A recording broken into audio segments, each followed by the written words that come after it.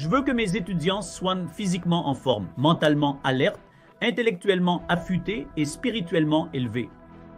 Nous voulons que tous nos étudiants soient des fournisseurs de solutions, pas des créateurs de problèmes. Le professeur Milind Pandey, vice-chancelier à l'Université mondiale de la paix Massachusetts Institute of Technology à Pune, en Inde. Au cours des 4 décennies d'excellence académique, ce sont les 6 universités, 80 institutions, 82 000 étudiants, plus de 10 000 membres du personnel, plus de 1000 acres de terrain et un chiffre d'affaires de plus de 2000 crores. L'innovation, l'incubation, l'innovation est au cœur de nos préoccupations et c'est ainsi que nous transformons l'université dans le contexte actuel. Nous transformons l'éducation avec l'aide de la technologie. Pour obtenir le diplôme est important, mais pour construire un caractère est tout aussi important. Le plus grand dôme de la paix au monde à Pune, juste pour promouvoir la culture de la paix dans le monde. Nous transformons les cœurs, nous ne changeons pas seulement les esprits.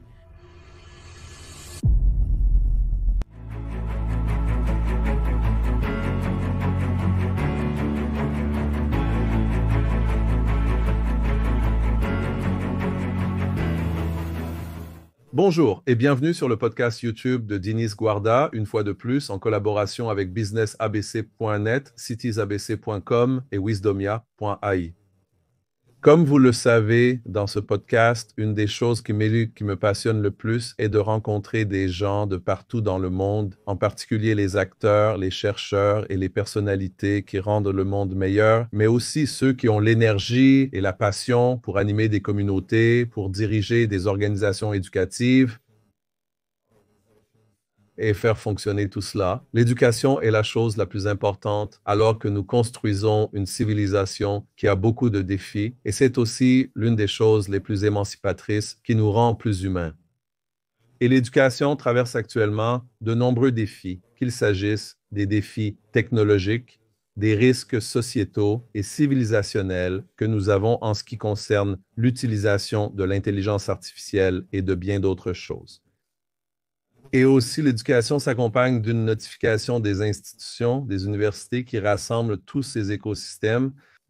Donc, aujourd'hui, je suis particulièrement enthousiaste et très inspiré aussi pour accueillir dans la série quelqu'un que j'ai rencontré il y a quelque temps, mais qui a en fait grandi en moi non seulement en tant que leader dans l'éducation, mais aussi en tant que personnalité qui a une merveilleuse énergie humaine et aussi une personnalité qui apporte dirais une façon de connecter les gens unique et Je suis devenu très passionné par l'organisation que cette personnalité représente. Donc aujourd'hui, je veux accueillir dans notre série le professeur Milind Pandey et le docteur et le professeur Milind est une personnalité qui touche à beaucoup de choses différentes quand il s'agit d'éducation. Est un éducateur constructeur institutionnel et est actuellement le pro-vice-chancelier à l'Université mondiale de la paix Massachusetts Institute of Technology à Pune en Inde avec plus de 30 ans d'expérience. Le Dr Milind a contribué de manière significative à la technologie sans fil dans le milieu universitaire. Transfert de technologie, éducation mobile et innovation technologie de l'information et de la communication. Il détient 2 doctorats, un en commerce international et un autre en technologie sans fil. Le Dr Milind a obtenu un triple master en électronique, marketing et master en administration des affaires en gestion du personnel. MPM et est un rare récipiendaire d'une bourse de recherche postdoctorale du ministère des Ressources humaines et Développement du gouvernement de l'Inde. Pendant sa bourse, il a étudié le transfert de technologies de télécommunications notamment dans l'éducation rurale, dans le cadre de la fourniture d'opportunités urbaines dans les zones rurales. Un projet initié avec l'ancien président du gouvernement de l'Inde à New Delhi. Le Dr Milind est également un chercheur prolifique et auteur de nombreux articles et publications comme le manuel de classe mondiale intitulé Next Generation Mobile Communications, et ce livre a été publié par Macro Hill Education et se concentre sur l'écosystème des télécommunications en Inde en collaboration avec le professeur Rishi Kapal. De plus, le Dr Milind a écrit un chapitre de livre de classe mondiale intitulé Application de l'algorithme d'intelligence de cohorte Pour l'intégration numérique, publiée dans Intelligence Systems and Applications, Select Proceedings chez Springer Publication. Grâce à ses recherches, le Dr Milind compte plus de 70 publications de recherche et 10 brevets internationaux et nationaux accordés. Et en 2021, il a été honoré du prestigieux prix VASVIC, Industrial Research Scientist, dans le domaine de l'information et de la technologie de communication. Ses projets notables incluent l'hybride hexagonal économe en énergie, le réseau de capteurs sans fil pour l'agriculture de précision, les systèmes de présence basés sur mobile, et la liste continue. Le Dr Milind a également beaucoup voyagé pour favoriser la coopération entre les universités et dans de nombreux pays, des États-Unis au Royaume-Uni, Singapour, Suisse, Finlande, Japon, et la liste continue de la Thaïlande à l'Égypte. Il s'est concentré sur les transferts de technologies pour les universités et organisations éducatives, les échanges de facultés et les collaborations universitaires. Bienvenue, Dr Milind. C'est un honneur de vous avoir ici. La liste des informations est longue, mais je tenais à vous accueillir. Merci. Beaucoup. Et je suis tout aussi excité de faire partie de ce programme. Depuis une semaine, je parcours les différentes chaînes YouTube en écoutant tant de personnes que vous avez interviewées et je suis très impressionné par la diversité de votre chaîne YouTube. Donc, j'étais fasciné et je suis tout aussi impatient de discuter avec vous. Merci beaucoup. C'est vraiment un honneur et je pense, comme je l'ai dit au début, ce qui me rend plus enthousiaste à propos de cette interview, c'est que vous, avec votre éducation et vos fantastiques capacités de recherche, vous êtes aussi une personne du peuple. Une personnalité centrée sur l'humain et je vous ai vu, j'ai eu le privilège de vous écouter parler à plusieurs endroits, mais aussi la passion que vous apportez aux étudiants à l'université. Et bien sûr, nous allons parler de l'organisation MIT WPU-PUN, qui est l'une des organisations à croissance rapide dans le monde. Mais je suis également très intéressé à en savoir plus sur vous, car tout est une question de personne et je sais que vous êtes en réalité très humain. Juste comme une anecdote, vous m'avez réellement aidé à améliorer ma propre santé avec des médicaments de l'Inde. C'est quelque chose dont j'étais initialement un peu sceptique, mais maintenant je m'en occupe tous les jours. Alors commençons par un peu de votre parcours personnel, un peu de l'Inde. Et bien sûr, l'Inde est un continent énigmatique avec beaucoup de diversité et de culture aussi. Un peu de votre parcours, un peu de votre famille. Et comment avez-vous choisi la carrière académique et aussi un peu de votre parcours jusqu'à ce que vous atteigniez la prestigieuse carrière académique que vous avez maintenant? Merci beaucoup pour cette opportunité. Je viens essentiellement d'un endroit très sain. C'est une zone rurale. C'est un village avec à peine 20 000 habitants. Le nom du village est Shegaon, S-H-E-G-A-O-N. Et pendant que je poursuivais mon éducation primaire et ensuite mon éducation supérieure, je suis tombé sur un livre de l'ancien président de l'Inde, le docteur Avul Pakir Jainulabdin Abdul Kalam. Il a écrit un livre appelé Targeted 3 Billion et il a tout mentionné dedans, comment l'agriculture peut être transformée avec l'aide des technologies numériques, comment la santé, comment l'agriculture, l'éducation, la santé et l'agriculture ont été très bien présentés et comment nous pouvons atteindre le bas de la pyramide. J'ai déjà été impressionné par son livre et j'ai commencé à le suivre très rapidement et il a dit 3 choses qu'il a dites. Il a dit que 3 types de connectivité sont nécessaires pour améliorer l'éducation rurale indienne. Quelles sont ces 3 connectivités? Connectivité physique, des connaissances et électronique. Et une citation que j'ai beaucoup aimée, il a dit, « Je ne suis pas le plus beau, mais je peux donner ma main à quelqu'un pour une noble cause. » La beauté ne vient pas du visage, mais du cœur. Et cela m'a transformé. Comment cette personne est l'homme missile de l'Inde? Et puis, il a parlé de toutes ces choses. Comment il peut se transformer? Quand je l'ai rencontré, il a dit, « Dr Pandey, je veux que toute notre éducation atteigne ceux qui sont sous le seuil de pauvreté. » Il a cité dans d'autres, « Si Mahomet ne va pas à la montagne, que la montagne vienne à Mahomet. Si l'agriculteur ne vient pas à l'éducation, qu'elle vienne à lui. » Et il m'a lancé un défi, s'il te plaît, fais quelque chose. Nous sommes en 4G, 5G, peux-tu faire quelque chose? Si l'agriculteur déjeune dans sa ferme, votre appareil peut-il aider les agriculteurs à poursuivre des études supérieures? car en Inde, le taux d'abandon scolaire dans les villages est proche de 52%. Comment atteindre ces personnes grâce à la technologie était un défi. Une fois de plus, les zones rurales manquent cruellement de laboratoires de pathologie. Comment le mobile peut être utile pour prendre l'échantillon de sang à travers les technologies mobiles, prendre une photographie de la goutte de sang et ensuite, s'il s'agit de chikungunya, de dengue ou de typhoïde, comment nous pouvons les faciliter? Il en va de même pour l'agriculture. Et puis, je suis aussi tombé sur les citations du noble fils de l'Inde, appelé Swami Vivekananda. C'est lui qui a donné une définition claire de l'éducation. Il a dit, qu'est-ce que l'éducation? Il a dit, la formation de l'homme et la construction du caractère sont la devise de l'éducation et l'expansion de l'esprit et l'expansion du cœur sont le but de l'éducation. Ce qui nous manque dans cela, l'éducation vise à créer une passion. Je travaillais avec la compagnie Sans Fil. Je travaillais sur les talkies-walkies et les communications sans fil. Tout à coup, je suis tombé sur ces livres et j'ai décidé de me lancer dans le monde universitaire. Comment nous pouvons aider les étudiants à devenir entrepreneurs? Comment l'innovation, l'incubation et l'invention peuvent enrichir davantage les étudiants? Et cela m'est venu à l'esprit. Nous voulons créer cette main-d'œuvre, ces étudiants qui ne demandent jamais de travail. Alors j'ai dit que nous ne voulons pas de demandeurs d'emploi, nous voulons des donneurs d'emploi. Et cela m'a poussé dans le monde universitaire.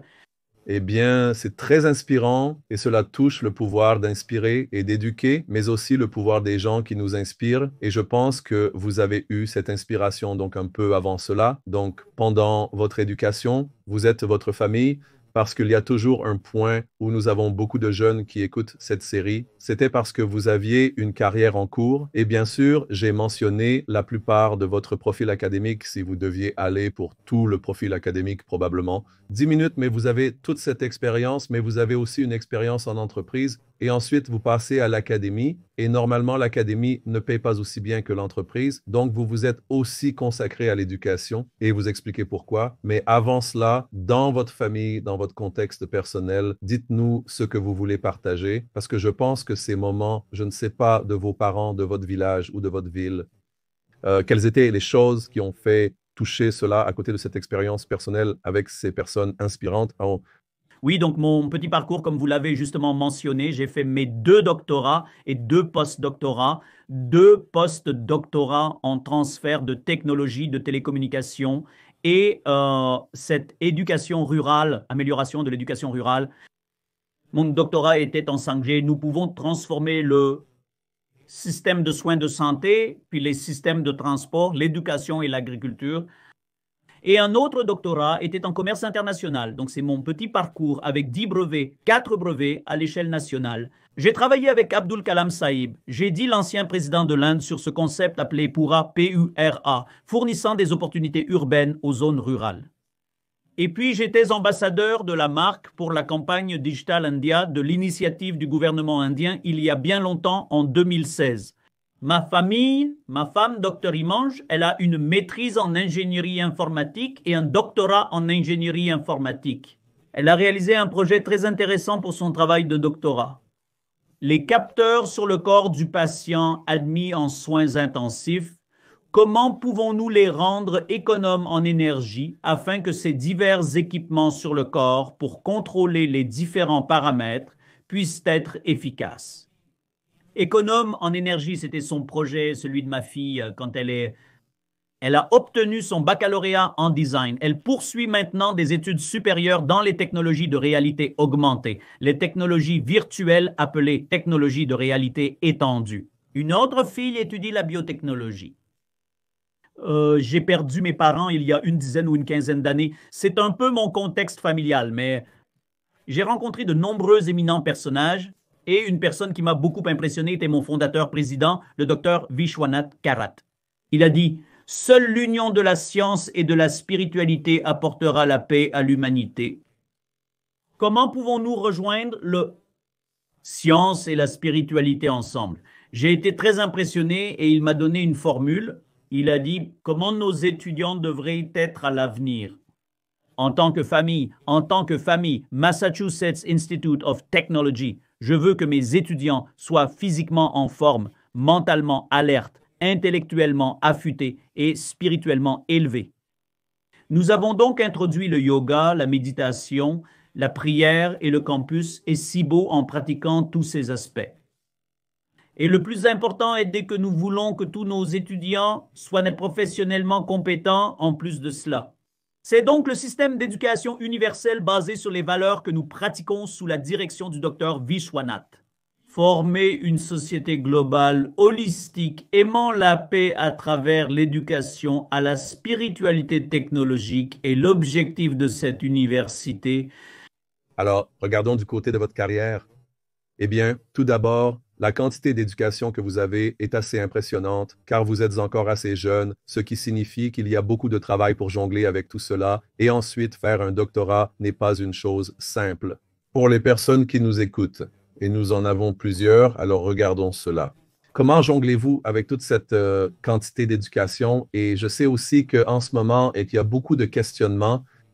D'accord, académie, non-académie, jeunes gens, comment les gens regardent. Alors, qu'est-ce qui vous a fait cette discipline pour vous assurer que vous donnez une série de masters et une série de doctorats, cette discipline, pour faire ce travail et en réalité des projets très complexes, du master en administration des affaires au doctorat?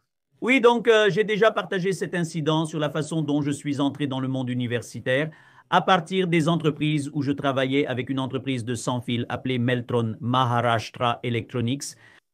Et nous étions dans les technologies de communication sans fil de l'usine de fabrication à l'usine administrative à une distance de plus de 100 km. Donc, c'était mon travail en tant qu'ingénieur de service et je suis venu. Donc, tout en poursuivant cela en tant qu'ingénieur de service, j'ai vraiment ressenti que je devais avoir une très bonne compréhension de la communication entre les gens pour comprendre les différents aspects des ressources humaines et, par-dessus tout, le bien-être et les pratiques du travail dans l'industrie à long terme. J'ai donc décidé de faire un master en administration des affaires en ressources humaines, ce qu'on appelle un MPM Master en gestion du personnel. Puis j'ai aussi pensé que je lisais les livres et je suis tombé sur le style de gestion japonais et très spécifiquement comment le zéro défaut.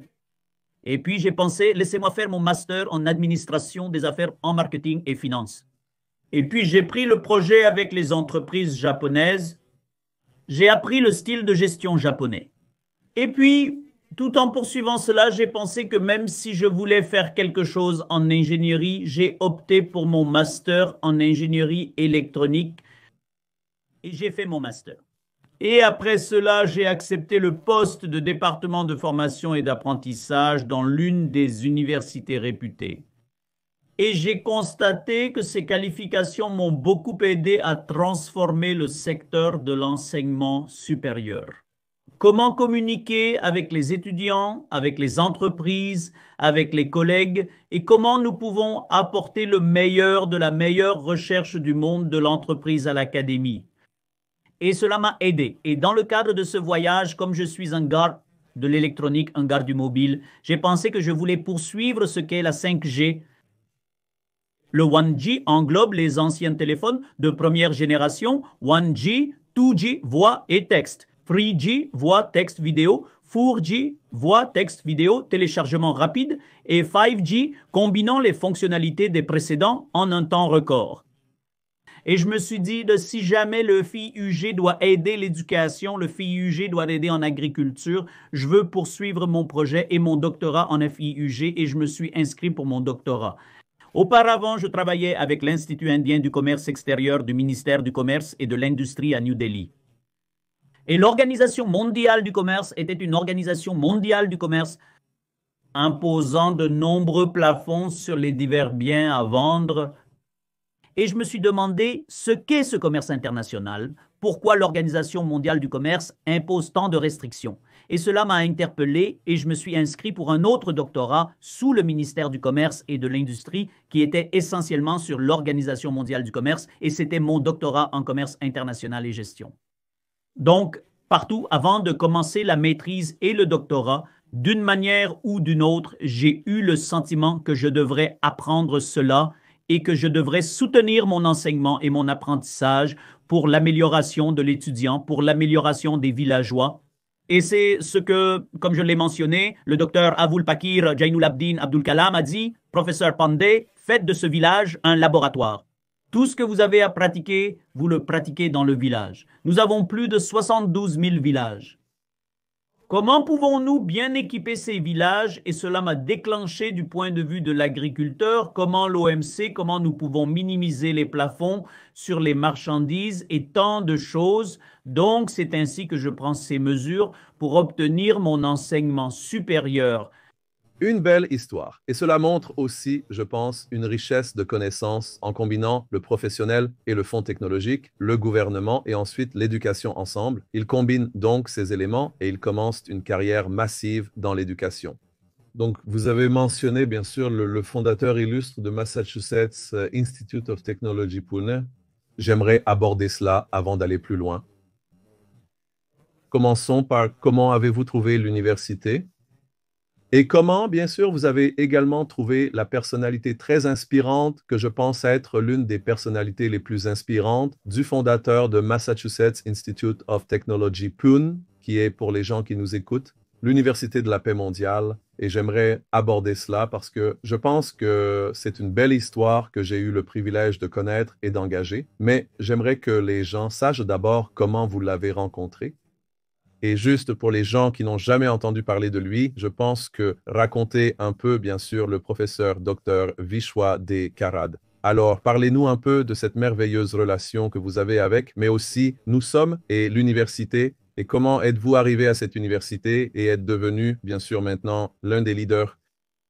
Oui, très bonne question. Le docteur Vishwanath Karad a actuellement 85 ans. Je veux dire, il a 85 ans et il est toujours très actif. C'est un entrepreneur de première génération. Il a pensé que lorsque la fuite des cerveaux se produisait d'un état de l'Inde à un autre, il a dit, laissez-moi commencer cette éducation professionnelle dans l'état du Maharashtra. Il est ingénieur mécanicien depuis 1962, puis en 1964, il a fait son master et ensuite son doctorat à Washington District de Columbia. C'est un professeur hautement qualifié. En 1982, il a envisagé de débuter cette formation professionnelle. Il a écrit un article dans Times of India et a dit qu'il était urgent de commencer l'éducation professionnelle dans l'État, et puis l'histoire a été créée. Donc, actuellement, si je vous donne cette institution, commencez par l'académicien, pas par le politicien ou l'industriel. Dès le premier jour, il a fait en sorte que la recherche doive avoir une composante importante dans le monde universitaire. C'est pourquoi il a nommé l'établissement Maharashtra Academy of Engineering and Education Research. Et puis, il est une chaise de l'Organisation des Nations Unies pour l'éducation, la science et la culture, la chaise des Nations Unies pour les droits de l'homme, la paix, la démocratie et la tolérance. Il est l'ambassadeur de la paix. Il a construit le plus grand dôme de la paix au monde à l'emplacement de Pune, juste pour promouvoir la culture de la paix dans le monde. Il a dit que nous voulons avoir une société globale holistique aimant la paix et pour cela, il a modifié ou il a organisé le Silyavi. Il a dit, quand vous parlez de la paix ou quand vous parlez de la paix, il a dit, toutes les religions, ce ne sont rien d'autre que les écritures qui guident la vie. Comment vivre et comment ne pas vivre. Et dans notre académie à l'université, nous apprenons tous les aspects des religions. Nous pratiquons les meilleurs des meilleurs concepts. Et aujourd'hui, si je vous donne le spectre global de Massachusetts Institute of Technology, qui a été fondé par le professeur Dr. Karad, au cours des 4 décennies d'excellence académique, ce sont les 6 universités, 80 institutions, 82 000 étudiants, plus de 10 000 employés, plus de 1000 acres de terrain et un chiffre d'affaires de plus de 2000 crores. Un enseignant, comment il peut transformer le premier entrepreneur de génération? Et quand il a obtenu cette chaire Organisation des Nations Unies pour l'éducation, la science et la culture en 1996 par Genève et à Paris, il a reçu cette lettre que la chaire Organisation des Nations Unies pour l'éducation, la science et la culture pour les droits de l'homme, la paix, la démocratie et la tolérance. Il promeut la culture de la paix dans le monde. Donc, c'est à propos du docteur Karad et de la meilleure chose qu'il ait faite, devenir un professeur très réputé de thermodynamique et de moteur combustion interne. Il a inculqué ce système d'éducation universelle basé sur les valeurs dans l'esprit des étudiants. L'université débute par une prière transcendant caste, croyances, religion et frontières nationales. Il a dit que de nombreux étudiants ont manifesté. Mais il a dit, ce n'est pas si vous croyez en Dieu ou Jésus ou Raïm. C'est dans l'intérêt de la nature. Vous priez votre mère comme si elle était votre Dieu et participez à la prière. C'est ainsi que commence la journée universitaire. La prière est ensuite suivie par le yoga de divers départements, puis la méditation, puis l'apprentissage de divers aspects de diverses religions, leurs pratiques. Donc, c'est ainsi que nous nous transformons. Cette université vise non seulement à former les esprits, mais aussi à transformer les cœurs. Et c'est ainsi que nous transformons les cœurs des étudiants, et c'est le point essentiel. Le développement du caractère est essentiel ici. La construction du caractère que nous pratiquons. Nous pratiquons les valeurs respectant votre mère, père, nation, célébrant tous nos jours d'indépendance et tant de choses que nous pratiquons en tant que partie des valeurs. Peut-être que la discussion peut être longue, mais ce sont quelques-unes des choses que nous pratiquons, mais le soulignement et la construction du caractère. Nous avons dit que gagner le diplôme est important, mais que construire un caractère est tout aussi important. La fleur sans parfum n'a pas de sens. La personne sans caractère n'a pas de sens. Donc, c'est ce que nous développons l'état d'esprit des étudiants. Le professionnel est solide. Nous devons avoir tous nos étudiants. Ils doivent être proportionnellement solides, spirituellement évalués ou spirituellement élevés et socialement responsables. Quelles sont les responsabilités de la société? Comment se comporter en société et répondre aux citoyens et aux aînés? Ces formations ont un impact sur les étudiants. Et sur un campus, nous avons plus de 25 000 étudiants, 700 professeurs à temps plein et 2000 membres du personnel non enseignant. C'est un spectre. De ce Massachusetts Institute of Technology, ce sont d'abord des chiffres impressionnants, une belle histoire, et je pense qu'il est unique au monde, surtout le fait que vous ayez un tel milieu académique, prestige, mais aussi un accent sur, comme je l'ai dit, les valeurs, l'éthique et le fait que l'université est pour la paix mondiale. Et vraiment, j'ai eu le privilège de parler, et pour les gens qui nous écoutent, je pense que je veux juste souligner à quel point, par exemple, vous avez l'université est de la taille d'une ville, je dirais une ville moyenne en Europe, et en même temps, le Dôme de la Paix, qui est l'un des plus beaux bâtiments que j'ai vu, est en fait plus grand que le Dôme du Vatican. Le Dôme du Vatican a été créé par Michel-Ange, je n'ai pas besoin d'en dire plus. Donc, juste pour dire qu'il y a une merveilleuse réalisation que vous avez faite en tant qu'université, et je tiens à adresser des félicitations spéciales au Dr Varad, mais aussi à vous qui menez l'université vers de nouveaux horizons. Comment avez-vous rencontré cette personne qui vous a inspiré? Vous en avez parlé brièvement, mais j'aimerais en savoir plus sur votre rencontre. Je crois que ces petites histoires sont essentielles et c'est sûrement la raison de votre présence ici aujourd'hui. Alors, j'écoutais son interview sur le diffuseur public de l'Inde appelé Prasar Bharati Doordarshan. C'est le nom du diffuseur public et je suis tombé dessus en soirée de 6 à 7 heures. Je l'écoutais et cela m'a juste transformé. Et j'ai pensé que je devrais aller le rencontrer et lui demander si je peux faire quelque chose, si je peux faire partie de votre mission. Et il a été assez gentil après 2 ou 3 tours de discussion.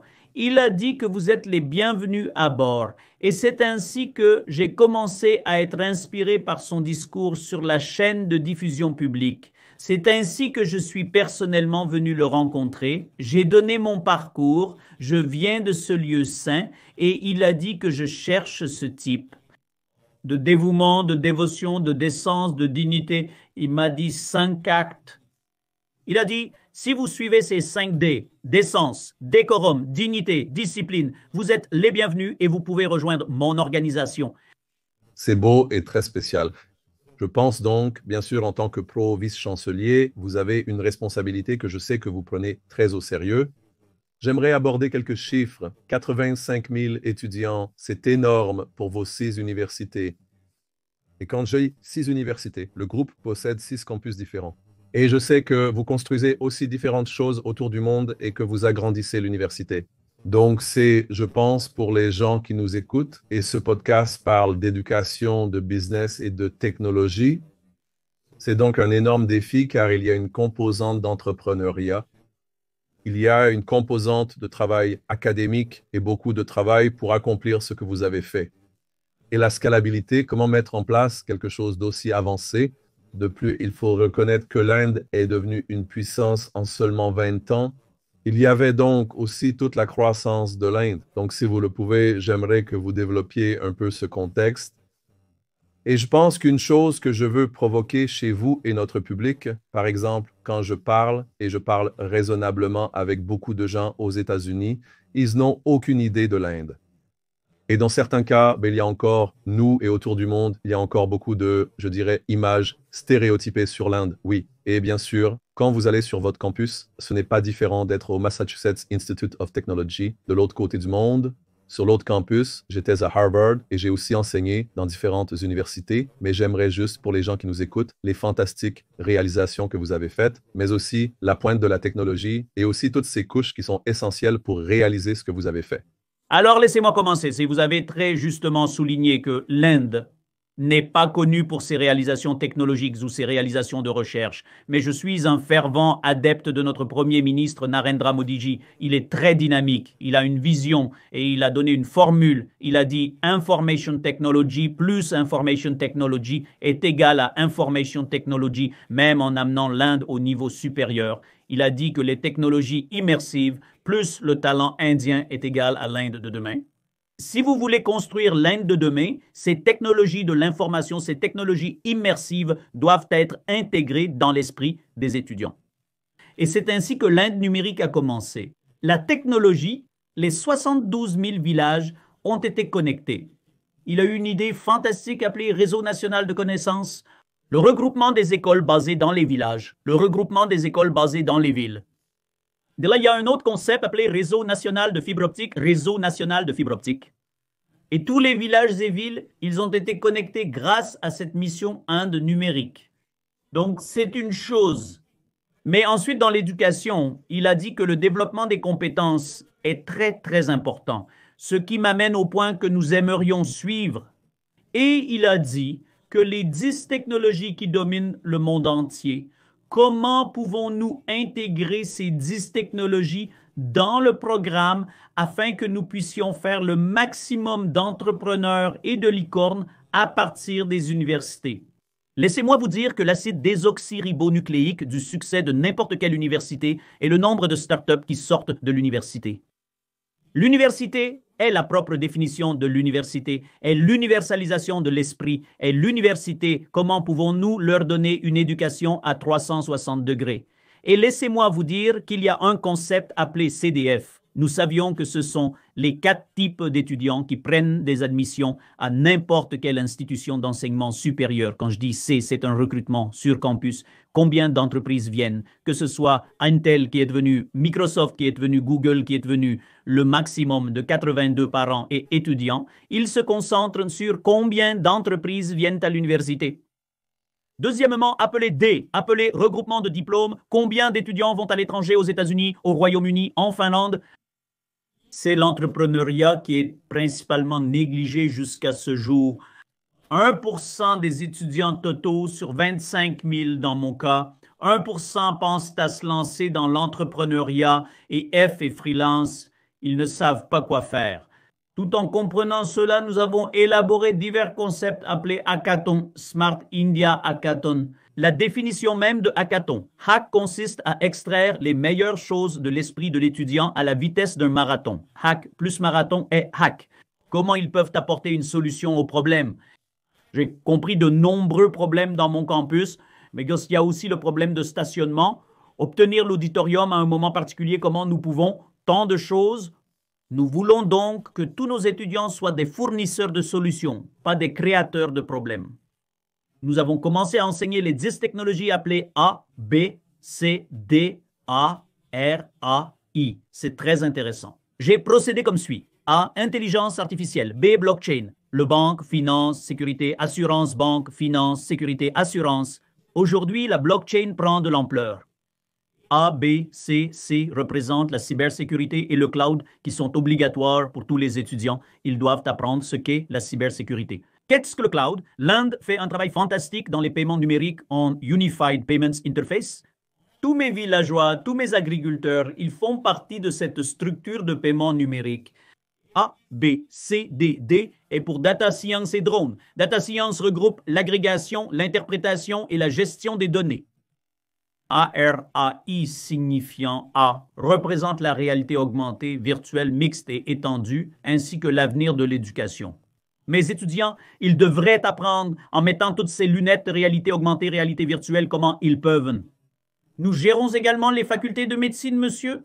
Nous gérons 4 hôpitaux, 2 écoles de médecine, un programme de design, un programme d'ingénierie navale. Donc, cette réalité augmentée, réalité virtuelle est une partie importante pour faire partie de l'éducation. Nous avons mis en place des laboratoires, un laboratoire réalité augmentée, réalité virtuelle, des laboratoires de drones, et nous formons les villages environnants. J'ai dit réalité augmentée, intelligence artificielle, robotique, analytique, c'est l'IoT. Votre livre pour IR m'impressionne beaucoup. Vous faites autorité sur l'IoT et j'ai fait en sorte que ce livre fasse partie de mes étudiants en dernière année d'ingénierie. Je l'ai rendu disponible via ma bibliothèque et mes étudiants suivent de votre livre. Donc, c'est l'IoT, l'Internet des objets. Donc, ce sont les 10 technologies que nous avons essayé d'introduire dans le système. Quand je parle de mes étudiants, ils doivent être professionnellement compétents, donc ils doivent apprendre ces choses.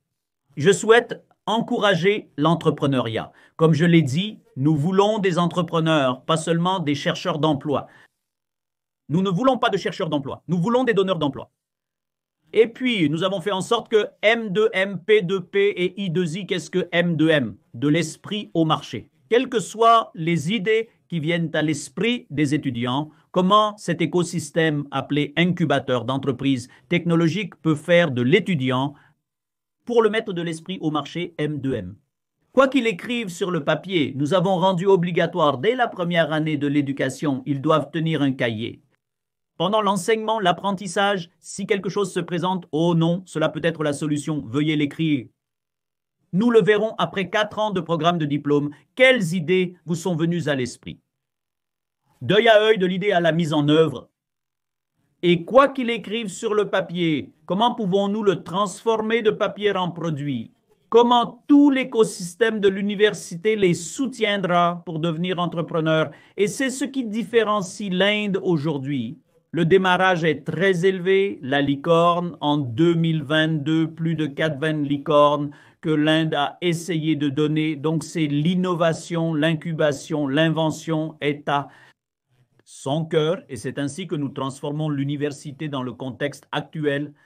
Et ceci, juste pour les personnes qui nous écoutent, j'ai eu le privilège de me rendre plusieurs fois à l'université et je prévois d'y aller beaucoup plus. Et je dirais que parmi les différents campus universitaires que j'ai vus dans le monde, c'est probablement l'un des plus dynamiques, sinon le plus dynamique. Mais aussi, ce que j'aime, c'est ce que vous avez dit, c'est l'accent mis sur l'éthique et les valeurs. Très, très dynamique académique parce que bien sûr, vous avez tous ces différents focus sur l'académie, mais aussi un élément fantastique d'éducation technique et qualifiée et aussi l'écosystème des entrepreneurs que vous avez mentionné. Donc, à partir de ces réalisations à l'université, bien sûr, nous sommes sur une voie de croissance très rapide, surtout en ce qui concerne ces technologies et l'éducation traverse beaucoup de défis, mais je pense que pour les personnes qui nous écoutent à l'échelle de l'Inde, et je sais que bien sûr, si vous êtes en Inde, vous savez à quel point l'Inde est grande, mais pour les personnes qui nous écoutent, juste quelques chiffres, et je sais que vous avez aussi quelques chiffres. Nous parlons de 1,475 milliard de personnes, et nous parlons aussi des pays. Par exemple, l'Inde a fait quelques études. Il y a 1,5 million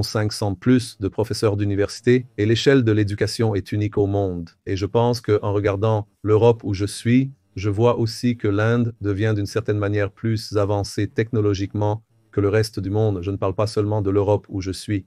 Je suis à Londres et je dirais parfois que mon Internet fonctionne mieux en Inde qu'au Royaume-Uni, ce qui est, je pense, quelque chose d'assez paradoxal. Je pense que le gouvernement de l'Italie a fait un travail fantastique en mettant en place toute cette infrastructure et bien sûr en sortant la plupart de la population de la pauvreté et en faisant maintenant un pays qui est dynamique, qui est énorme. Donc, pour revenir à l'université et à votre travail à l'université, juste pour les personnes qui nous écoutent, j'aimerais que vous partagiez ou que vous ayez bien sûr ce que vous voulez, votre travail en tant que pro-vice-chancelier et le travail que vous faites en coordination. Vous touchez bien sûr votre vision de l'éducation, votre vision des programmes, mais aussi au quotidien de l'université, car comme je l'ai dit, ce n'est pas une université conventionnelle, c'est un groupe avec 6 universités. Vous avez mentionné des hôpitaux, vous avez mentionné différents domaines, vous avez même des laboratoires, un laboratoire d'intelligence artificielle et de robotique. Vous avez beaucoup de choses différentes, juste un peu de ces chiffres et les faits que vous avez. Je pense que pour les personnes qui nous écoutent, je pense qu'il est intéressant de mettre en avant la dynamique de l'entrepreneuriat et de la gestion et aussi les réalisations que vous avez faites et que vous continuez à faire.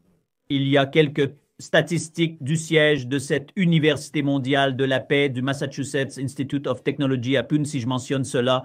Nous avons 9 centres d'excellence sur ce campus, y compris Tata Technologies, Aker, Oracle, Cisco et Revity, qui est une grande entreprise de biotechnologie.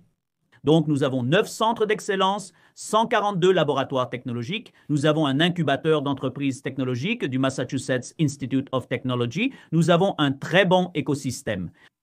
Si l'étudiant sort avec une certaine pensée, un certain produit, et le mot appelé niveau de préparation technologique, si son niveau de préparation technologique est de 1 à 13, s'il est à 6, nous lui donnons un espace pour travailler dans notre incubateur d'entreprises technologiques où il peut apporter diverses additions à son produit et peut le mettre sur le marché. Donc, j'ai dit sur ce campus 25 000 étudiants. Plus important encore, ce que nous essayons, je fais le programme en tant que pro-vice-chancelier. Mon objectif principal est de construire les blocs de base de la science, la physique, les mathématiques, la chimie, les statistiques et la biotechnologie. Bien que j'ai tous mes diplômes, mais ensuite j'ai dit, laissez-moi aller à l'essentiel. Donc, je m'occupe de cela et surtout, ce qui est très cher à mon cœur, c'est l'innovation, l'incubation, l'innovation. J'organise régulièrement des événements pour encourager systématiquement l'esprit d'entreprise des étudiants universitaires. Je vais au premier niveau lui-même, cela s'appelle une co-création. J'ai pris cette idée des Pays-Bas. J'ai emporté cette idée à travers la semaine politique de Singapour. Ils ont une proposition très unique. Chaque fois qu'ils admettent des étudiants, ils leur donnent un projet sans enseigner un seul jour ou une seule minute. Ils les jettent simplement sur le marché, font toutes les choses nécessaires avec les projets et viens. Nous suivons donc la co-création. Nous donnons à tous les étudiants de première année de n'importe quelle discipline des problèmes sociaux, comment ils peuvent y réagir, comment par eux-mêmes.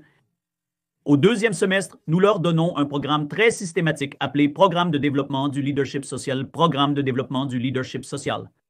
Nous invitons les meilleurs des meilleurs leaders sociaux, comment ils ont évolué et comment ils ont fait une différence. Au troisième semestre, nous arrivons avec un atelier très unique appelé Recherche, Innovation, Design et Innovation RIDE, Recherche, Innovation, Design et Innovation. Donc, en fonction de la meilleure start-up réussie, leurs propriétaires, leurs mentors viennent et discutent avec les étudiants. Voici l'évolution de leur start-up et son impact. En quatrième lieu, comme mentionné, un hackathon. Donc, 2 types de hackathons. L'un est la résolution des problèmes gouvernementaux. 28 ministères, ils donnent les énoncés de problèmes aux étudiants, ils donnent une solution à cela. Et l'un est les problèmes sociétaux, les problèmes de campus, les problèmes académiques et séparés dans un autre mois de septembre, ce hackathon intelligent de l'Inde, dans un autre mois de mars, hackathon général pour la société et le campus. Et puis le plus important est le programme d'immersion rurale. Je suis un adepte du docteur Avul Pakir Jainulabdin Abdul Kalam, l'ancien président. Il a dit qu'il faut transférer ce qu'il y a de meilleur en milieu urbain vers le milieu rural. Nous avons donc créé un programme de 5 jours d'immersion en milieu rural. Chaque étudiant doit passer 5 jours dans les villages ruraux les plus profonds pour comprendre les problèmes de base des agriculteurs, qu'il s'agisse d'énergie, d'éducation ou d'environnement. Et l'un de mes mentors a dit que les plus grands problèmes auxquels le monde est confronté sont les 3 E, c'est-à-dire l'énergie, l'environnement et l'emploi. Ce sont les 3 plus gros problèmes, les 3 E. Et puis il a aussi dit, comment pouvons-nous trouver une solution à ces 3 E? L'entrepreneuriat est la seule solution pour l'emploi. Et nous voyons de nos jours, y compris aux États-Unis, au Royaume-Uni, au Japon, la façon dont les stages et les placements sont mis au défi. Nous devons sortir avec tant d'opportunités dans le système. Et il a donné une formule. Monsieur, 347 est une formule? Je vous prie de m'excuser. J'utilise cette formule depuis mes études d'ingénierie, c'est une habitude. Il a donné la solution 347 à 3 problèmes. 4 est STEP. Qu'est-ce que STEP? Pour société, transformation de la société grâce à T, c'est-à-dire la technologie, grâce à l'intervention de la technologie. Le écosystème fourni et STPP est la politique, le décideur politique, comment le gouvernement doit mettre en œuvre les politiques pour la société. Et il a dit que la solution pour tous ces environnements, puis l'emploi est appelé Startups assurés, A-S-S-U-R-E-D.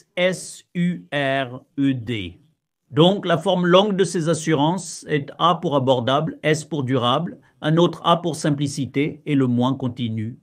Pourquoi BlackBerry a-t-il échoué? Pourquoi Nokia a-t-il échoué? Pourquoi avons-nous tant de choses à apprendre de cela et nous devons sortir avec les startups assurées et c'est la solution à tout. C'est donc ce que j'aimerais soumettre ici.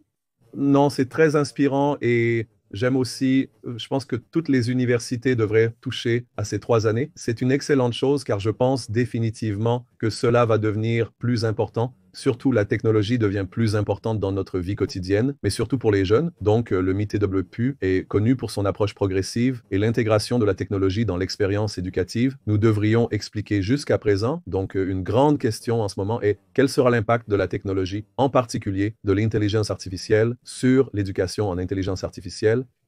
Et je pense comment nous pouvons réellement faire cette technologie, et vous avez en partie touché à cela, mais j'aimerais aller à une échelle plus large car je pense que la plupart, je pense actuellement, surtout l'année de l'employabilité va être une grande question car la plupart des agents d'intelligence artificielle et toutes ces différentes choses deviennent super sophistiquées.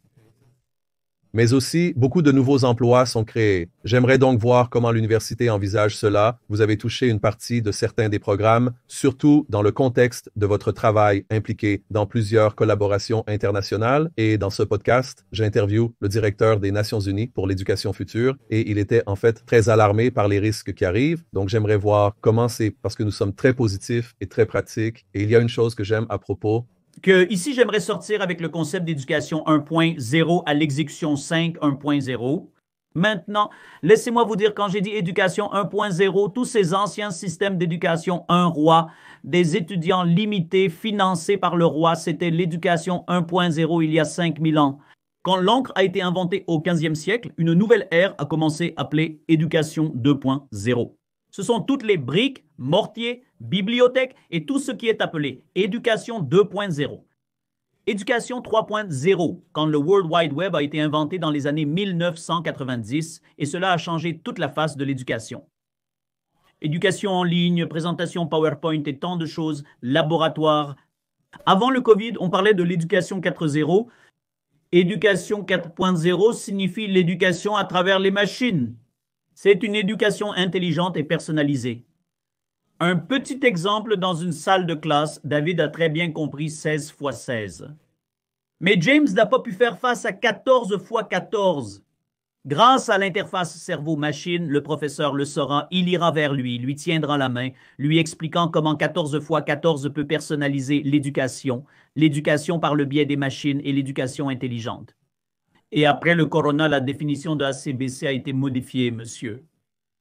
ACBC n'est pas dans ce sens. Après le corona signifie après le corona et BCS avant le corona. Avant le corona, c'était l'éducation 4.0. Après le corona, l'éducation 5.0. L'éducation 5.0. Comme je l'ai mentionné, c'est un VR, XR, MR. L'avenir de l'éducation du futur. Comment cette réalité virtuelle, réalité mixte, réalité étendue aidera les étudiants à comprendre les différents aspects pratiques de celle-ci. C'est une éducation mixte, c'est un jumeau numérique avec l'aide de réalité augmentée, réalité virtuelle, XRM, et cela a donné la dimension. C'est pourquoi nous avons pensé à introduire ce réalité virtuelle XRM dans l'éducation, afin que les étudiants puissent réaliser leurs projets, leur processus de réflexion. pendant leur temps libre et peuvent suivre les nouvelles apprentissages en éducation et peuvent créer la feuille de paradigme. Donc, c'est l'éducation 4.0 et une chose très importante. Et ici encore, je voudrais citer Swami Vivekananda et ce qu'il a dit. Nous voulons cette éducation où nos étudiants peuvent se tenir sur leurs propres pieds. Nous voulons cette éducation et c'est ce qui déclenche l'entrepreneuriat, l'innovation, l'incubation et l'éducation internationale. Comment ces technologies, les 10 technologies dont j'ai parlé, peuvent-elles être utiles pour aider les étudiants à mieux comprendre? Et c'est ce que nous essayons. J'espère avoir partiellement répondu à vos questions. Non, vous avez parfaitement répondu et vraiment c'est une clé pour moi, c'est un élément clé parce que si vous attaquez le problème sous cet angle et que vous mettez tous ces domaines à travailler ensemble, nous pouvons réussir tous les défis auxquels nous sommes confrontés. Et je pense que l'Inde est pour moi probablement le pays qui peut mener le monde dans ce domaine parce que définitivement, je pense que nous avons tellement de divisions et l'Inde est un pays qui, je pense, pour les gens qui nous écoutent, ils ne sont pas de moi. Il y a une diversité de cultures, de langues, de religions et aussi un respect qui est unique et œcuménique. Et je veux toucher, bien sûr, vous êtes appelé l'Université de la paix mondiale, donc je veux toucher cet angle, vous touchez l'importance de cela et je sais que le Dr Varad a créé quelque chose d'unique dans le monde et je veux être respectueux aussi. Alors comment cela joue-t-il un rôle? Et je sais aussi que vous avez le Parlement de la paix mondiale. Alors parlez-nous un peu de cette initiative et comment cela a une place dans l'université, mais aussi une place dans la construction de quelque chose d'unique dans le monde. D'accord. Permettez-moi de vous expliquer, et c'était un grand honneur pour nous de vous inviter en tant qu'invité d'honneur à notre 10e Parlement mondial sur la science, la religion et la philosophie. Et vous avez parlé si haut, c'était un discours envoûtant pour un public de plus de 5000 personnes venant de 20 pays différents. Ils sont venus pour la fonction. Donc, ce Parlement mondial est essentiellement ce que nous organisons dans notre plus grand dôme du monde pour promouvoir la culture de la paix dans le monde avec divers sujets sur l'environnement, l'éducation, la diversité, les écritures religieuses qui ne sont rien d'autre que des écritures guidant la vie et comment vivre, comment ne pas vivre. Donc, tant d'aspects différents à chaque fois. Et laissez-moi vous dire que le Massachusetts Institute of Technology était le premier, le Massachusetts Institute of Technology, WPU, à accueillir la conférence interreligieuse du G20. L'Inde dirigeait ce G20 dans différents pays et toutes les principales nations, 20 nations participaient. Et nous avons eu la chance de organiser le système interreligieux du G20 où plus de 20 pays sont venus et nous avons discuté sur des sujets diversifiés, y compris l'environnement, l'éducation et l'employabilité. Ainsi, le Parlement mondial dans le Dôme de la paix pour promouvoir la culture de la paix dans le monde. Nous faisons cette activité. Ce sera le 12e Parlement mondial consécutif. Le premier Parlement mondial que nous avons fait à Pune, puis à Paris, puis en Suisse, puis dans diverses villes de Pune, y compris Varanasi, qui est un lieu célèbre d'où le Premier ministre se présente, Narendra Modiji, et tant de choses à Delhi également. Ainsi, ce Parlement mondial en succession, nous rassemblons tous les meilleurs des meilleurs universitaires, éducateurs, environnementalistes sur une seule plateforme pour discuter. Ensuite, comme je l'ai mentionné à propos de l'Organisation des Nations Unies pour l'éducation, la science et la culture, le Dr Karad est une chaise de l'Organisation des Nations Unies pour l'éducation, la science et la culture. Et depuis les 28 dernières années, nous organisons le programme de conférence de l'Organisation des Nations Unies pour l'éducation, la science et la culture pour le développement du personnel. Nous invitons à nouveau les meilleurs des meilleurs esprits et discutons avec eux, interagissons avec eux, apprenons d'eux, soumettons des rapports à l'UNESCO Paris et les rendons disponibles pour tous les citoyens du monde. Ce sont donc les deux innovations majeures que nous faisons dans la promotion. La culture de la paix est merveilleuse et je pense que je vais mettre des liens vers tout cela parce que j'ai encore quelques questions et je veux être conscient de votre temps. Donc, vous avez plus de 70 publications de recherche et 10 brevets internationaux accordés. Quelles sont les contributions les plus impactantes que vous avez faites grâce à vos recherches et partagez vos perspectives sur l'application, en particulier de l'ensemble d'algorithmes d'intelligence dans l'intégration numérique? Alors, laissez-moi vous parler de mon premier article et ensuite j'ai transformé cet article en produit. C'est ce que nous visons. C'était un système hexagonal hybride H2A2 économe en énergie pour les agriculteurs. Maintenant, je vais vous dire ce qui s'est passé. Sur un terrain de 6 par 6 acres, nous avons installé divers appareils IoT, divers capteurs et ensuite nous avons fait l'expérimentation. Comment mon agriculteur peut obtenir les informations sur son mobile dans les langues locales concernant le point de rosée, la vitesse du vent, la direction du vent, les précipitations, puis le niveau d'eau, puis l'humidité du sol, tout arrivera sur son mobile. Même si à 4h30 du matin, s'il peut ouvrir son mobile, il saura que ma pompe à eau a démarré automatiquement lorsque le capteur a donné un signal indiquant que le niveau d'eau est en train de baisser. Le sol était un arroseur avec des portes ouvertes. Et quand je l'ai mis en œuvre, l'agriculture sur les toits pour certains bons hôtels, des agriculteurs et de nombreux fermiers sont venus me voir et ont dit « Monsieur, vous nous avez facilité la vie. Je n'ai pas besoin d'aller à minuit à la ferme pour démarrer la pompe à eau et le système d'arrosage. C'est le pouvoir de la technologie que vous nous avez donné. » Le coût était minime car le projet était financé par le ministère de les Ressources humaines et Développement du gouvernement de l'Inde et de nombreux poids lourds. Donc c'est quelque chose que j'ai converti mon brevet en produit. Deuxièmement, en agriculture, c'était la base agricole. Le second est en santé. La santé, si vous vous connectez ici avec votre téléphone mobile Android, vous obtiendrez tous vos paramètres de santé sur votre écran. Je parle de 2013, ce n'est pas une fusée, et de nos jours, c'est devenu si facile, mais à cette époque, en 2012, 13, 14, c'était une idée innovante. De nombreux médias, dont le Times of India, nous ont donné leur accord. Et dans l'éducation scolaire, je mentionnais que le taux d'abandon était très élevé. Times of India a présenté une tablette du Massachusetts Institute of Technology destinée aux agriculteurs. Mal de tête, c'était le titre donné par le Times of India et nous avons donné ces tablettes aux agriculteurs, un concept très unique. J'aurais juste besoin d'une minute. Alors quand le docteur Kalam a dit non, non, cette technologie doit aller aux agriculteurs. Les fils d'agriculteurs qui abandonnent le système éducatif. Et nous sommes allés dans divers villages. Nous avons adopté et nous sommes allés avec cette tablette basée sur l'énergie solaire. Si nous cliquons sur la tablette, vous obtiendrez 3 icônes. L'une est l'icône de l'école d'éducation, l'une est l'icône de l'hôpital et l'une est l'icône du marché. Les produits agricoles doivent être vendus sur le marché. Donc si je suis un élève de 4e année et si je clique sur le numéro 4, les numéros de 1 à 10 apparaîtront sur votre écran et si je clique sur le 4e, le sujet apparaîtra. Si je clique sur le sujet, les sujets apparaîtront et si je clique sur le sujet, le professeur animé, qui est la personnalité célèbre dans ce domaine, viendra et vous enseignera pendant 45 minutes. Et après chaque session, il y a une session de questions à choix multiples. L'étudiant doit cliquer si la réponse A, B ou C est correcte dans sa langue maternelle. Et pour chaque bonne réponse, un Père Noël à l'intérieur de la tablette donnera un chocolat à l'étudiant animé. C'est un grand moment, un moment de satisfaction pour moi lorsque j'essaie de convertir cette santé, cette éducation et cette agriculture à travers mes articles, à travers mes produits. J'ai actuellement 5 produits sur le marché. Je suis aussi un étudiant en assurance télématique.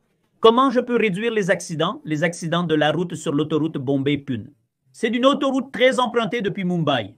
Nous rencontrons tellement d'accidents que nous avons utilisé la boîte blanche à l'intérieur de la voiture et comment le conducteur conduit, qu'il prend des virages serrés où il freine à grande vitesse et cette caméra est connectée à votre bureau de contrôle et à partir de votre moment observe en vous donnant un signal s'il est ivre, s'il reçoit quelque chose.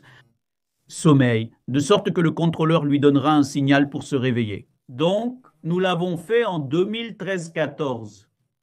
Donc, c'est ainsi que les brevets se transforment en produits et une grande satisfaction pour moi ainsi que pour l'université et la société. L'agriculteur est venu de loin. Si vous prenez soin à l'avance et prenez une photo avec votre mobile Android, vous obtiendrez les paramètres sanguins et si vous pouvez les transmettre à l'hôpital tomodensitométrie, ils vous diront de ne pas venir en voyageant 100 km jusqu'à l'hôpital de la ville. Vous avez ceci, ceci, ceci. Veuillez aller prendre les médicaments par vos médecins locaux. Les agriculteurs étaient si heureux. Les personnes en dessous du seuil de pauvreté étaient si heureuses. que vous avez vraiment transformé nos vies et nous profitons de notre vie. C'est donc ce qui est la grande satisfaction des brevets aux produits. Et c'est Vraiment, félicitations parce que c'est vraiment un travail incroyable. Et comme vous l'avez dit maintenant, certaines de ces choses font partie, mais c'est en partie à cause de votre travail que ces choses sont devenues si importantes. Et l'attaque de l'agriculture devient une chose massive et toutes ces différentes choses ont de plus en plus d'impact. Puis je pense que du travail que vous travaillez, vous avez mentionné le Smarty dans le hackathon, donc c'est quelque chose de très cher pour moi, et je pense que l'éducation est clé, mais aussi nous le mettons dans différentes parties. Alors tout d'abord, si vous pouviez décrire ce qu'est, je pense, un écoton de vos principes. Je pense que beaucoup de gens ne savent toujours pas. Je pense que j'aimerais venir d'un professeur. C'est toujours mieux bien que je pense que tout le monde dans mon podcast devrait savoir, mais parfois ils ne savent pas. Et ensuite, qu'est-ce que l'équipe intelligente, le hackathon, dont vous êtes un initiateur clé, et maintenant l'initiative Foster, et c'est une initiative massive pour les normes du monde. Pour l'Inde, c'est encore grand, mais pour les normes du monde, c'est, je dirais, d'un point de vue numérique. C'est une chose mondiale, mais voyez-vous cela? Et toujours aussi, vous voyez le rôle de ces initiatives pour favoriser l'innovation, mais aussi le pont entre les différents composants et participants. Alors, laissez-moi vous dire la définition de hackathon, comme je l'ai dit. Hack est de défier l'état d'esprit des étudiants pour extraire les meilleures choses de l'état d'esprit de l'étudiant à la vitesse d'un marathon. Hack plus marathon est hackathon. Donc maintenant, hackathon, nous avons un hackathon différent. L'un est optathon. Donc, l'énoncé du problème est donné aux étudiants et ils doivent le résoudre en 8 heures, appelé optathon, 8 heures. C'est un projet en direct, un énoncé de problème donné par l'industrie. Au fait hackathon où les entreprises participent, les ministères participent, les métros, ces métros, ils participent, les hôpitaux participent, les villes intelligentes, elles participent. Ils aimeraient savoir comment ce jeune esprit pense, comment il utilise les technologies qu'il a apprises au cours de son programme de 3 ou 4 ans. Ils accordent un traitement sans problème aux universités et donnent quelque chose. Période de 6 mois, puis il y a une compétition appelée hackathon où plus de 500 jurés viennent du secteur corporatif et évaluent leurs idées et projets. Il y a donc des idéathons, seulement l'idée donnée par les étudiants dans un format standard. Quelle est l'idée? Quelle est l'unique selling proposition? Quelqu'un a-t-il déjà travaillé dessus avant? Comment vous différenciez-vous de cela? Quelle est l'unique selling proposition? Quel est le plan quinquennal? Souhaitez-vous déposer un brevet, une marque, un brevet de design ou obtenir un financement supplémentaire pour votre idée? C'est une partie, l'autre est le workathon. Workathon signifie les projets réalisables, les produits réalisables, les étudiants en ingénierie, les étudiants en design, les étudiants en commerce, les étudiants en économie. Ils viennent avec leurs idées et préparent ensuite un prototype appelé workout. Puis, nous avons également prolongé ce workathon si votre projet est au niveau de préparation technologique 6. Les entreprises et les gouvernements accorderont davantage de financement aux universités pour la recherche et la commercialisation. En biotechnologie, nous avons lancé le bioton pour la pharmacie, l'impression 3D de médicaments, l'organe sur puce et bien d'autres projets comme le pharmaton. Puis pour les étudiants en design, c'est un design innovation ton. Pour les étudiants en droit, pour les étudiants en école polytechnique, nous catégorisons donc ce hackathon en l'adaptant à ce qu'ils ont appris. Donc, à l'Université de la paix du Massachusetts Institute of Technology, 10 000 étudiants participent, plus de 1600 équipes, chaque équipe composée de 5 étudiants, et plus de 500 juges. Les jurys d'entreprise, ils viennent, ils les évaluent. Et puis, en faisant une remarque, cette idée, parmi ces 100 idées, nous ne recommandons que 10 idées. Elles peuvent aller pour l'incubation d'entreprises, et puis plus de financement est nécessaire pour elles. Parfois, les entreprises se sont manifestées. Nous aimerions saisir cette idée. Envoyez vos étudiants en stage dans mon entreprise. Nous les guiderons et nous reprendrons leur idée et tant d'autres choses. Donc, dans le vrai sens du terme, cela favorise l'esprit d'entreprise des étudiants. Et le plus important, le hackathon n'est pas destiné aux étudiants en sciences et technologies. Ils sont destinés aux étudiants en commerce, économie, arts libéraux. Ce sont les innovations importantes en cuisine. La cuisine regorge d'innovations. Les étudiants en arts libéraux peuvent venir partager leurs idées. C'est ainsi qu'on peut transformer les accessoires de cuisine. De même, en droit, les différents types de concepts actuels peuvent être mis en œuvre dans ces lois, l'école de droit. Alors, ce sont les choses, le hackathon pour les étudiants non ingénieurs, ceux-ci deviennent de plus en plus populaires. La communication par satellite, tant de choses sont désormais ajoutées au hackathon et ce hackathon a vu le jour sur le campus de l'Université mondiale de la paix du Massachusetts Institute of Technology et maintenant le gouvernement de l'Inde le fait en association avec Singapour, en association avec le Royaume-Uni, en association avec le Sri Lanka, tous les pays asiatiques. Alors, l'Inde et le Royaume-Uni, l'Inde et Singapour, beaucoup de hackathons formant le cluster des professeurs de l'Université internationale en collaboration avec les universités indiennes, résolvant les problèmes et offrant une plateforme aux étudiants pour se produire. Et c'est ainsi que l'éducation doit être. C'est mon opinion personnelle. Oui, je partage complètement cela et ce n'est vraiment pas juste une question d'opinion personnelle.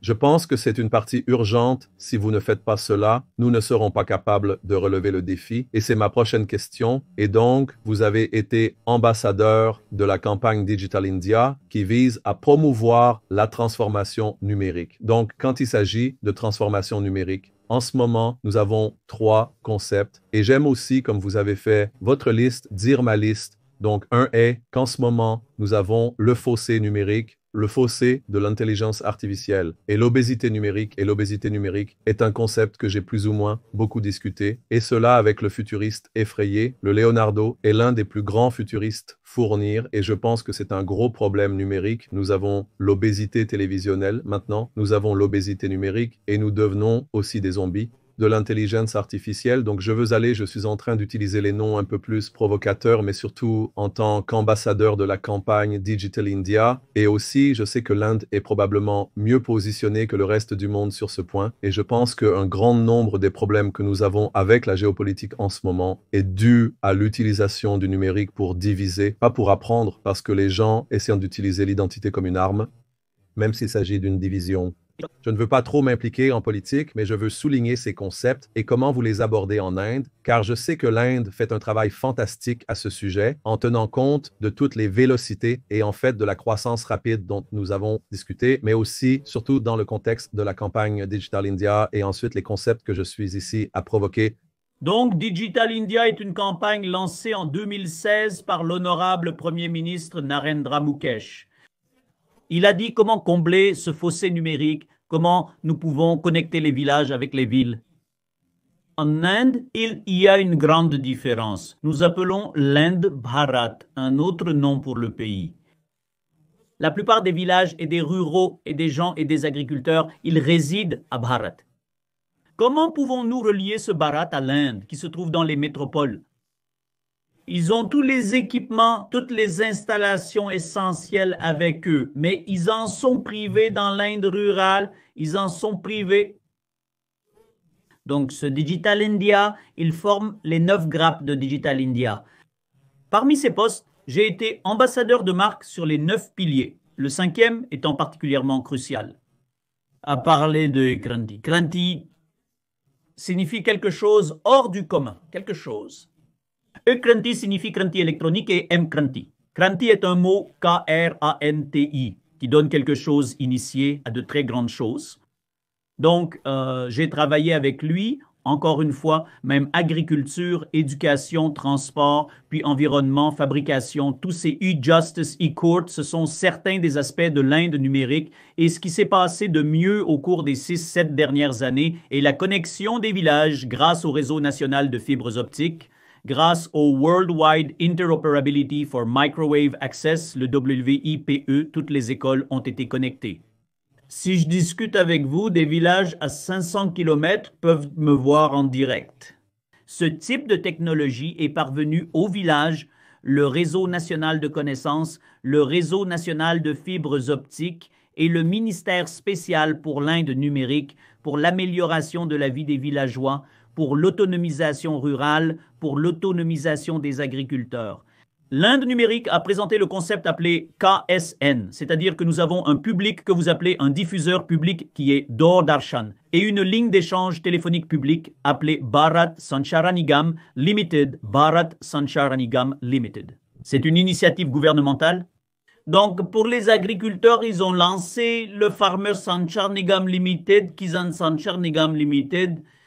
Toutes les informations qui devraient parvenir aux agriculteurs, aux femmes, aux foyers, aux étudiants, aux personnes âgées. Cette plateforme, grâce à leur mobile, atteint la dernière personne au bas de la pyramide. C'est l'Inde numérique en plein essor, les e-punitions, e-tribunal, e-affaires, puis l'agriculture, l'éducation, les transports, le secteur des assurances, le secteur bancaire, le secteur financier. Donc, ce sont les différents aspects. Maintenant, l'Inde numérique fait son impact et c'est uniquement dans l'intérêt de faciliter le client utilisateur final en général. C'est la puissance de l'Inde numérique et beaucoup de gens découvrent les paiements numériques. Nous sommes les premiers.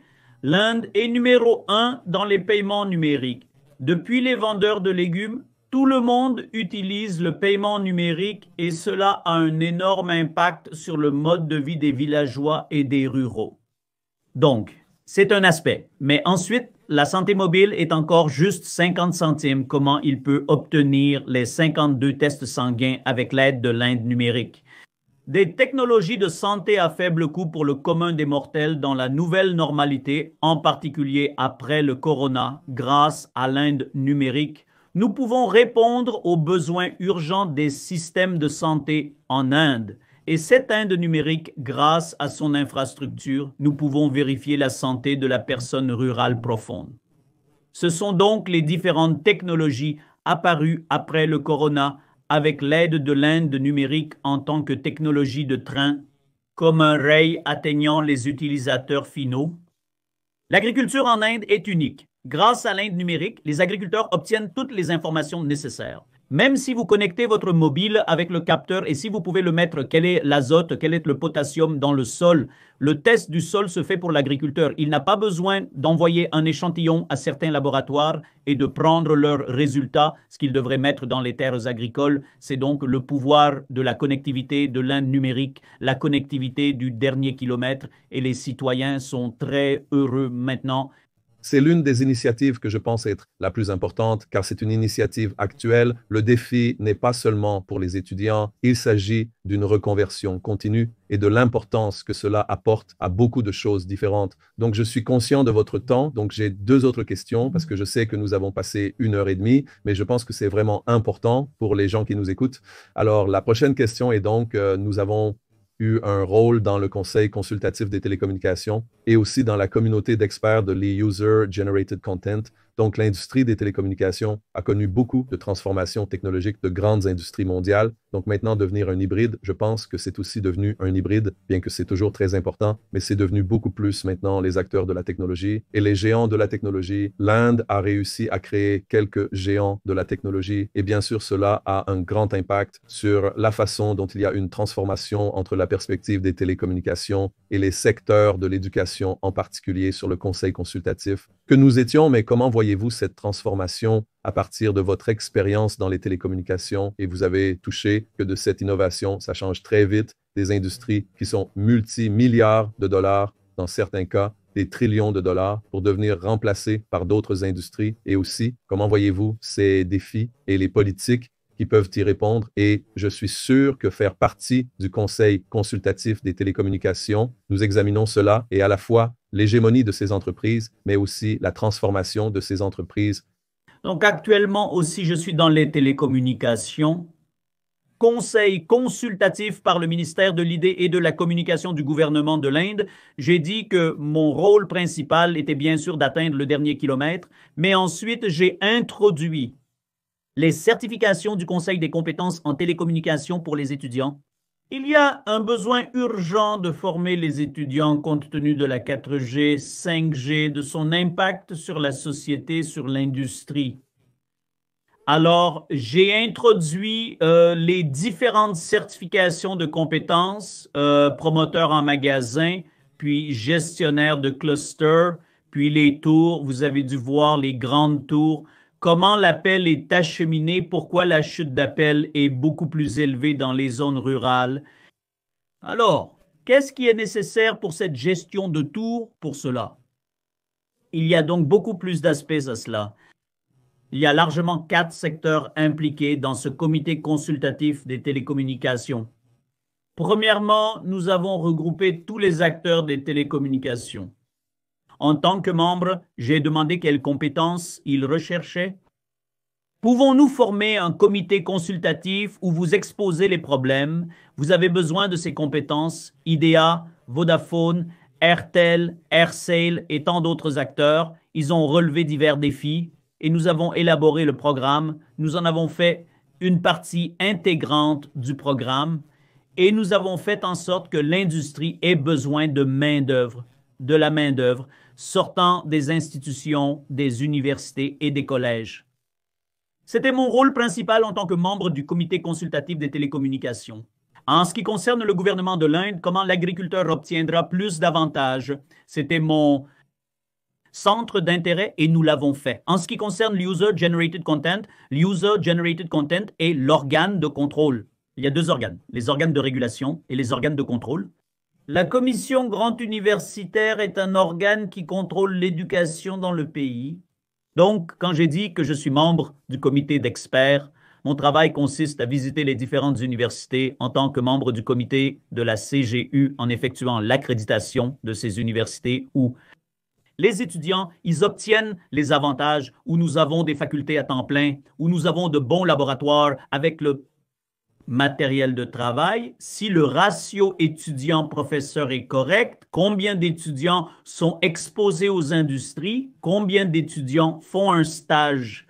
Il existe donc certains critères de référence disponibles et mon travail consiste à m'assurer que le collège fonctionne bien, que les étudiants obtiennent un retour sur leur investissement, quel que soit l'étudiant qui s'inscrit dans un établissement d'enseignement supérieur.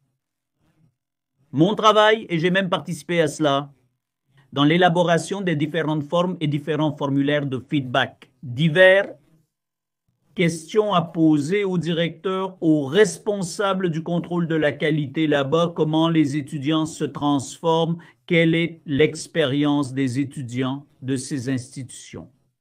Et ensuite, pour la COST, nous leur attribuons une note A, B, C. Et si le collège ou l'institution atteint la note A, ils recevront plus de fonds gouvernementaux pour mieux performer, plus d'admissions leur seront accordées. Si c'est 30, nous pouvons le faire passer à 60 afin qu'ils puissent attirer les meilleurs étudiants et offrir une éducation de qualité. C'était donc mon rôle en tant que membre du comité consultatif des télécommunications et du comité d'experts de l'UGC.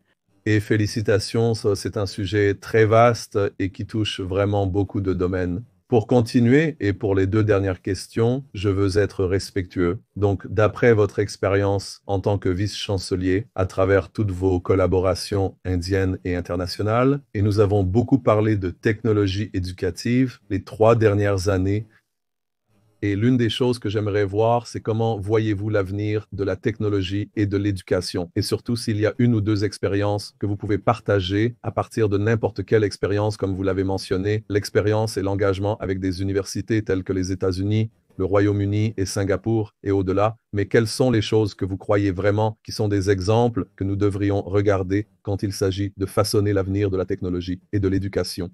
Le plus important, j'ai visité les États-Unis assez souvent ces 10 dernières années. J'ai fait 4 à 5 visites aux États-Unis.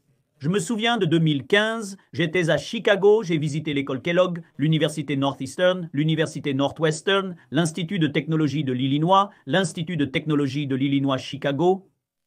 Je discutais avec les différentes facultés et à Kellogg, j'ai eu la grande chance de rencontrer et de voir Philip Kotler. C'est une grande personne qui a écrit la Bible du marketing. Alors, une chose qui m'a vraiment transformé et les points à retenir de l'Université Northeastern, je suis tombé sur un tout nouveau concept que j'ai introduit appelé MOOC, M-O-O-C-S. La forme longue est Massive Online Open Courses. La personne qui a conçu cela, il a dit que nous avons l'air, l'abri, la nourriture et l'éducation. Alors, ils ont créé diverses plateformes appelées EDX, Coursera, Open to Learn et tant d'autres plateformes. Nous avons donc découvert, nous avons appris pendant 3 jours. J'ai appris UDX, l'initiative de Harvard et du Massachusetts Institute of Technology Boston en 2015. J'ai fait un programme de 3 jours là-bas et immédiatement je suis venu en Inde pour mettre en œuvre des réseaux au Massachusetts Institute of Technology. À ce moment-là, personne n'en avait entendu parler. Y a-t-il un cours? Et il suffit de vous connecter sur le site web et vous obtiendrez des crores et des crores et des lacs de cours. 30 heures, 60 heures, 40 heures, 80 heures et vous pouvez vous perfectionner. Vous pouvez mieux apprendre les choses. C'était ma première expérience. Ensuite, l'apprentissage de Singapour. J'ai visité l'Université nationale de Singapour, l'Université technologique de Nanyang, Université technologique de Nanyang, l'Université de gestion de Singapour, Université de gestion de Singapour et bien d'autres lors de mon séjour dans leur système singapourien. Mais quand j'ai été totalement surpris et que j'ai suivi un concept de la politique de Singapour, c'est un apprentissage basé sur des projets, initialement le projet. Et puis quand j'ai visité la Finlande, j'ai visité 6 universités et j'ai été totalement impressionné par l'initiative de développement des compétences, l'éducation finlandaise dans ces universités. Après la 10e année, après la 12e année, le type d'éducation et de compétences est le même au Royaume-Uni. J'ai visité au moins 25 universités à travers le Royaume-Uni. J'ai emmené une délégation d'universités indiennes au Royaume-Uni. Nous avons visité 15 Coventry, puis l'université de 350 ans. Aberdeen, puis Aberdeen Dundee, puis Robert Gordon et tant d'autres universités de premier plan, y compris London School of Economics. J'ai donc visité tant d'universités et j'ai été impressionné par le programme de développement des compétences mis en œuvre par les universités britanniques et j'ai mis en œuvre le même programme ici à mon retour. C'était de grandes leçons de ces 4 pays. Bien sûr, j'ai visité beaucoup d'endroits, mais ce sont ceux où je peux convertir tout ce que j'ai appris en pratique ici. Dans les universités indiennes. C'est une grande richesse d'expérience et surtout de diversité de ces institutions, car nous traversons beaucoup de défis et de transformations dans l'éducation, donc je le ferai. Je dirais qu'en tant qu'humaniste et aussi en dirigeant une institution qui a l'élément de paix dans la marque et dans le nom, donc en tant qu'institution et en tant que constructeur d'éducateurs, quel héritage voulez-vous laisser derrière le Massachusetts Institute of Technology et l'Université mondiale de la paix, mais aussi dans la communauté éducative et technologique plus large, parce que je pense que probablement mon focus est pour les gens qui nous écoutent.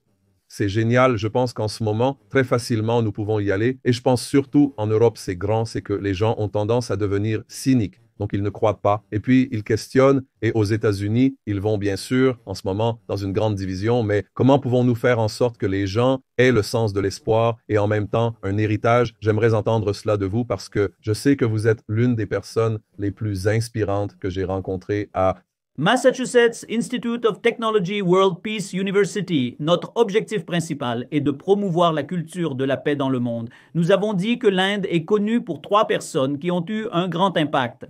L'un était Gautam Buddha, la Chine, le Japon, la philosophie. Puis Mahatma Gandhi qui a donné un message à toute la communauté sur la société globale holistique aimant la paix. Ce sont les 2 principaux ambassadeurs de la marque, ceux qui font la promotion de la culture de la paix dans le monde. Nous voulons préparer nos étudiants à être l'ingénieur de la paix, le gestionnaire de la paix. Tous mes étudiants en ingénierie, étudiants en gestion, étudiants en arts libéraux, ils devraient promouvoir la culture de la paix dans le monde. Donc, systématiquement, le programme de paix doit être incliné avec le programme et nous leur donnons. Donc, pour établir une société globale, holistique et aimant la paix, nous voulons que nos étudiants utilisent notre laboratoire de paix appelé Dôme de la paix mondiale pour pratiquer cette culture de la paix dans le monde.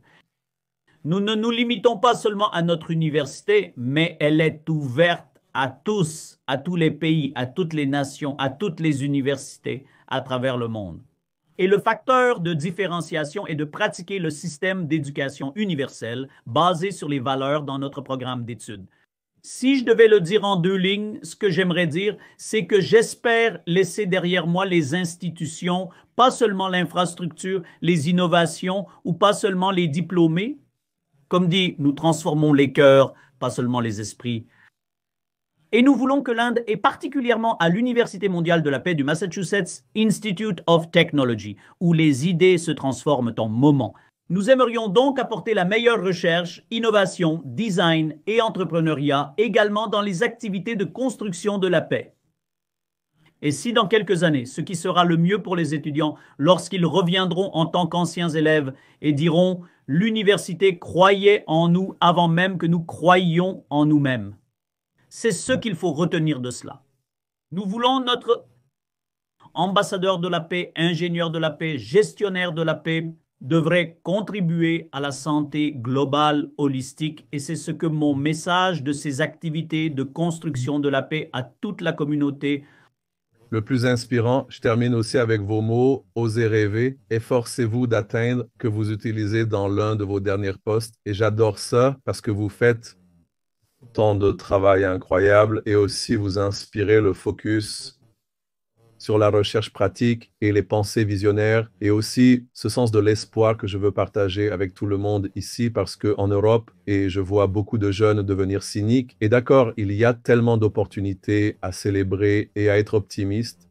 Merci beaucoup, c'est un honneur, Dr. Meland. Merci pour votre temps, aussi pour votre inspiration. Et j'espère que tout le monde qui nous écoute peut réellement apprendre, le suivre, s'engager parce qu'il y a tellement que vous pouvez faire au lieu d'utiliser l'énergie pour beaucoup de choses. N'oubliez pas les 3 E aussi. Beaucoup de sagesse ici, mais l'essentiel est de s'engager, apprendre et agir. Merci, c'est un honneur.